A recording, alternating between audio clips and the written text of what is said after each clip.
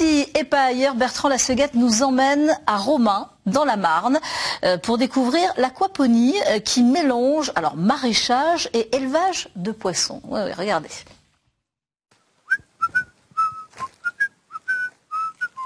Bienvenue à Romain dans la Marne. Si nous sommes ici et pas ailleurs, c'est pour un sujet jardinage. Alors oui, il fait un temps de normand, pas de quoi s'amuser sous le soleil.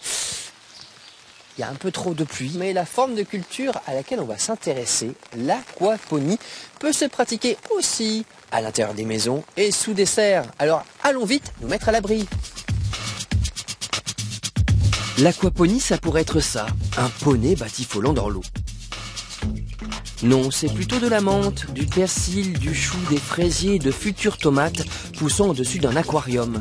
L'aquaponie est la rencontre de l'hydroponie, la culture hors sol, et de l'aquaculture, l'élevage des poissons. L'aquaponie permet de cultiver des végétaux à l'aide de poissons. Donc les poissons font des déjections qui contiennent de l'ammoniac, et l'ammoniac est transformé par des bactéries en nitrate. Les nitrates sont consommés par les plantes et l'eau revient donc aux poissons filtrés.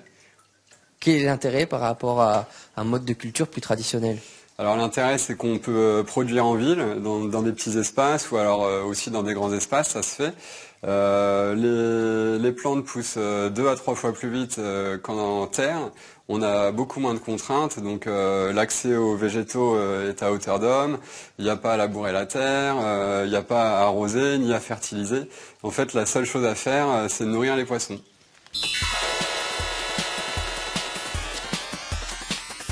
Alors ça, c'est la version costaud. Ouais, donc là, c'est vraiment version maraîchère presque. Donc elle permettrait de nourrir une petite famille sans aucun problème. Et je vois des fraises. Ouais.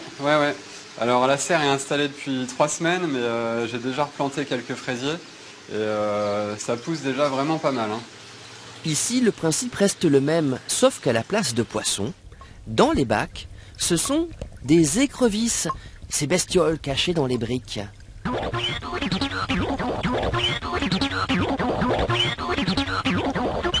Les plantes ont tous les nutriments dont elles ont besoin, qui est apporté par l'eau lors de l'irrigation. Et donc elles ont juste besoin d'un substrat. Là, dans le cas de cette serre, on utilise un substrat inerte en plastique alimentaire. Et donc les végétaux sont plantés comme ça dans la tour, enfin dans la mousse. Et ensuite on la glisse dans la tour qui vient maintenir cette mousse. Et ensuite les racines se développent dedans, on peut avoir des vers de terre, des bactéries, elles jouent un très grand rôle, ces mousses. Cette serre aquaponique est connectée. Depuis son téléphone, on peut vérifier température et taux d'acidité. Pierre, notre aquaponiste, voudrait aller plus loin en matière de mesure. Il vient de lancer un appel à souscription sur Ulule pour équiper sa serre expérimentale d'autres capteurs. L'enjeu, démontrer les qualités écologiques de l'installation. On espère que derrière tous nos travaux suivront de nombreux aquaponistes qui pourront facilement prendre le train en route sans avoir à passer 3 ans à expérimenter. Dans une vie passée, Pierre, qui a aujourd'hui 30 ans, vendait des sextoys et gérait des sites de charme. En retournant dans son village natal, il a vécu une révolution intérieure, portée par le souci de notre avenir commun et de la fragilité de la terre. Nous voici maintenant dans le jardin de Pierre, un jardin expérimental. Alors d'ordinaire c'est plutôt paradisiaque, alors évidemment sous la pluie ça prend un tout autre aspect. Dans le jardin, d'autres installations d'aquaponie. Des cultures flottantes sur raft avec des truites cette fois. C'est une de tes ouvrières? Ouais voilà, elle travaille pour moi, gratuitement.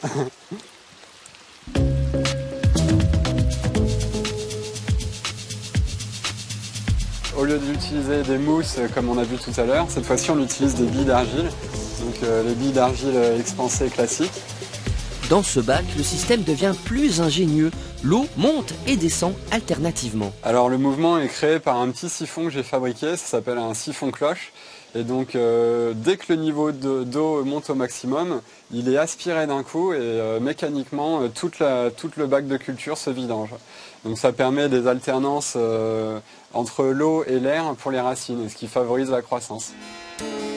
Pour en savoir plus sur l'aquaponie, rendez-vous sur le site de Pierre Arlot, aquaponie.biz. Nous terminons ce reportage sur l'aquaponie auprès de la cheminée. Après toute l'eau qu'on a pris, regardez mes pieds, ils sont bien trempés et ça fait du bien de se réchauffer. Et Pierre, qu'est-ce que tu fais? Des petites chaussettes grillées là pour le goûter, ça te dit non? Ah, on m'en a parlé, il paraît que c'est très bon, ouais. Savoureux les chaussettes grillées. Nous étions à Romain, la prochaine fois ils sont ailleurs. Regardez.